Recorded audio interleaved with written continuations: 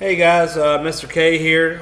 We are looking at how to handle greens. Specifically, we're going to look at turnip greens, and we're going to look at the term chiffonade. Chiffonade. Chiffonade. Now, this is a cut that's used with leafy greens. We're going to use a larger green today, but you can use a smaller green. Parsley, basil, but you can go bigger with a mustard green.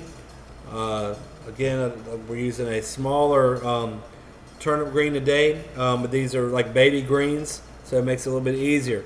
Now, depending on who you are, you might want to get rid of this rib right here. This rib is this piece going straight down the middle. It's easy to remove. Some people like it. I personally don't. It adds a little bit of bulk to the soup or whatever you're trying to cook. If you're just cooking you a pot of greens, you might want to leave it in there. I personally like to get rid of it. Now, chiffonade is typically, like I said, is used with leafy greens. You probably wouldn't do it with lettuce, but if you're trying to, I'm kind of using it in an application designed for smaller things with something a little bit larger, because a lot of people like their greens to turn out like this. But you can take up to, right now I am laying 3 sheets on top of each other. I'm just laying 3 sheets on top of each other. But you can roll, you can lay as many as 8. We're going to end up rolling it up though. So I'm going to take it, and I'm going to start from the big end, the top end first, because it's going to be easier to roll that way. And I'm just going to roll it up. I'm going to roll it up. Doesn't have to be that pretty. If you can see what I've got here, it's just kind of the larger, and typically it works better if the larger leaf is on the outside. Nothing that fancy to it. And then I'm just going to go right down the edge of it. I'm going to make little cuts.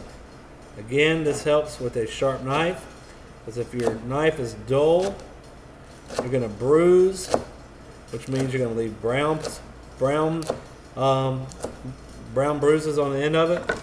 When you take this out, you're going to have this knife. Nice, it's called a ribbon-like strip. Pull a couple of them apart here.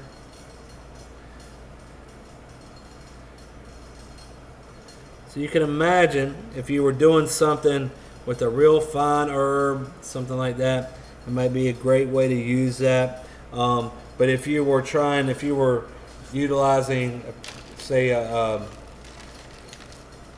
a larger mustard green or something like that, or if you wanted a larger cut for your turnip greens or kale or something, you could leave the stem in there.